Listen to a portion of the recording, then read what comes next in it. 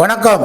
தமிழ்நாட்டை பொறுத்தளவில் திராவிட மாடல் நம்முடைய திராவிட முன்னேற்றக் கழக அரசு பொறுப்பேற்ற முதல் நம்முடைய மாண்புமிகு தமிழக முதலமைச்சர் ஸ்டாலின் அவர்கள் நாளொரு மேனியும் பொழுதொரு வண்ணமாக திராவிட கருத்தியலையும் தமிழ்நாட்டு மக்களுடைய வரலாறு, தமிழ்நாட்டு மக்களுடைய பண்பாடு, நாகரிகம், கலாச்சாரத்தை உலக அறிய செய்வதில் பல்வேறு வகையாக முன்னேற்பாடுகளை செய்து வருகின்றார்.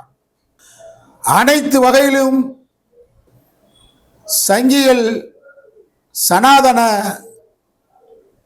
RSS கும்பல், பாஜக ஒன்றிய அரசை கையில் வைத்துக்கொண்டு அனைத்து வகையான இடையூறுகளை செய்து வருகிறதை நாட்டு மக்கள் அறிவார்கள். நான் இந்த பேட்டியின் வாயிலாக உடனடியாக முதலமைச்சருடைய கவனத்திற்கும் நம்முடைய மாண்புமிகு கல்வி அமைச்சர் தம்பி அன்பில் மகேஷ் பொய்யாமொழி கவனத்துக்கும் நம்முடைய துணை முதல்வர் இளைஞரணி செயலாளர் உதயநிதி ஸ்டாலின் அவருடைய கவனத்திற்கு உடனடியாக இந்த பேட்டியை கவனத்துக்கு கொண்டு வரேன். இதன் மூலமாக நாட்டு மக்கள் கவனத்துக்கும் கொண்டு வரேன். இன்றைக்கு திருப்பரங்குன்றம் விவகாரம் வரலாற்றிற்கு சம்பந்தமில்லாத மூட நம்பிக்கைகளை முன்வைத்து வாதங்களை நீதிமன்றத்திலே வைத்து வருகின்றார்கள் சங்கிகள் கூட்டம். நீதிமன்றத்தையே வளைக்க பார்க்கின்றார்கள். இதன் மூலமாக மிகப்பெரிய கலவரத்தை உருவாக்குவோம் என்று பகிரங்கமாக இந்து முன்னணி தலைவர்களும் ராஜா போன்ற அயோக்கியர்களும் பேசி வரதை நம்ம பார்த்துட்டு வர்றோம். இந்த நிலையில வரலாற்று திருவிவாதங்களை இளம் பிஞ்சைகளிடம் கொண்டு போய் சேர்க்க வேண்டும் என்ற நயவஞ்சக நஞ்சு எண்ணத்தோடு நஞ்சு கலந்த பாடத்திட்டத்தை தமிழ்நாடு முழுவதும் இருக்கக்கூடிய விவேகானந்தா கேந்திரியா வித்யாலயம் பள்ளிகளில் அமுல்படுத்துகிறார்கள். இன்றைக்கு 2ஆம் வகுப்பு மாணவர்களுக்கு பேச்சு போட்டி வருகிற ஜனவரி 8ஆம் தேதி அறிவிச்சிருக்காங்க. தமிழ்நாடு முழுவதும் விவேகானந்தா கேந்திரிய வித்யாலயத்தில் அறிவிச்சிருக்காங்க. அதில் திருப்பரங்குன்றம் சம்பந்தமாக இப்படி தான் பேச வேண்டும் என்று அந்த பேச்சு போட்டிக்கு ஒரு நோட்ஸ் கொடுத்துருக்காங்க. அந்த நோட்ஸில் நீங்கள் பார்த்தீங்கன்னா ஒப்பித்தல் பகுதியில் மாலிகபூரின் படைகள் கோவில் நகரம் மதுரையை காட்டுமிராண்டித்தனமாக தாக்கி அழிக்கும் செய்தி பரவியது. அந்த படைகளை வீடுகள், கோவில்களை இடித்தனர், செல்வங்களை சூறையாடினார்கள், மக்களுக்கு, பெண்களுக்கு தீங்கிழைத்தார்கள். இதை அறிந்து மதுரைக்கு தெற்கே 4-5 மைலில் உள்ள திருப்பரங்குன்ற மக்கள் பீதி அடைந்தனர். மக்கள் எல்லோரும் கவலை தோய்ந்த முகத்தோடு தங்களுக்குள் பேசி கொள்வதை கண்ட குட்டி என்ற சிறுவன் அவனிடம் சோகத்திற்கான காரணத்தை கேட்டான். இஸ்லாமிய படை மதுரையிலிருந்து நம் ஊருக்கு வந்து இதை சின்னாவண்ணமாக்கி விடுவார் என்று கூறினார்கள். அந்த வயதான பெரியவரிடம் அந்த முஸ்லிம் படைவர்களுக்கு எதை கண்டும் பயம் என்று கேட்டான். நிராசை நிறைந்த குரலில் பேய் பிசாசுக்குத்தான் அந்த பாவிகள் பயப்படுவார்கள் என்றார்கள். குட்டியின் அடுத்த கேள்வி, எப்படி பேய் ஆவது? பதில் கிடைத்தது, தற்கொலை செய்து கொள்பவர்களுக்குத்தான் பேயாவார்கள்.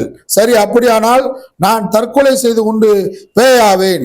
முஸ்லிம் படை வீரர்களை பயமுறுத்தி ஓரோட துரத்துவேன். குட்டி தனக்குத்தானே சொல்லி கொண்டான். திடுதிடுவன கோபுரத்தின் மீது ஏறினான். அங்கிருந்து குதித்தான். பேயாகி முஸ்லிம் படை வீரர்களை கிளி பிடித்து ஓடச் செய்ய வேண்டுமே, அதற்காக இன்றும் திருப்பரங்குன்றத்து கல்வெட்டு ஒன்று இந்த குட்டியின் பலிதானத்தை, தியாகத்தை புகழ்ந்து பாடி நிற்கிறது. சுவாமி விவேகானந்தர் வாழ்வில் ஒரு நிகழ்ச்சி அப்படின்னு சொல்லி வெளியிட்டு இதை 8ஆம் தேதி ஒப்புவித்தல் போட்டிக்கு 2 வயசு பச்சிளம் குழந்தைகளுக்கு நஞ்ச கலந்து கொடுக்குறான். அதனால மாண்புமிகு முதலமைச்சர் அவர்கள், நம்முடைய கல்வி அமைச்சர் தம்பி அன்பில் மகேஷ் பொய்யாமொழி அவர்கள் இந்த பேச்சு போட்டிக்கு கொடுக்கக்கூடிய ஒப்புதலை உடனே நிறுத்துங்க, தடை செய்யுங்க. கொஞ்சம் கொஞ்சமா நுழைய பார்க்கிறான். இங்க அறிவியல் வளர்ச்சியான ஊர் தமிழ்நாடு.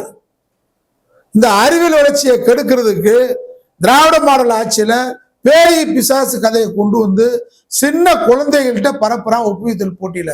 இந்த ஒப்புவித்தல் போட்டியை 8ஆம் தேதி நடத்த நிறுத்தினா, இல்லாட்டி வேற சிலபஸ் கொடுக்கணும்.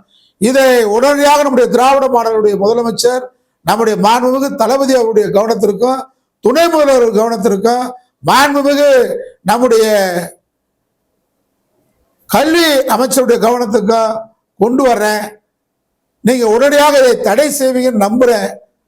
தடை செய்யவில்லை என்றால் 8ஆம் தேதி அதற்கு முன்பாக தமிழ்நாடு முழுவதும் விவேகானந்தா இந்த கேந்திர வித்தியாலயத்துக்கு முன்னாடி முற்போக்கு சக்திகளை இணைத்து தமிழ்நாட்டில் மிகப்பெரிய மறியல் போராட்டத்தை அந்த பள்ளியில் முன்னாடி நடத்த வேண்டிய சூழ்நிலை வரும்.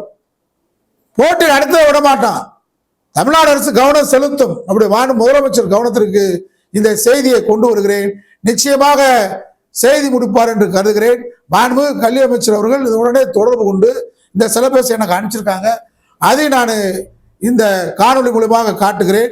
பொதுமக்களும் இதை சிந்திக்கணும்.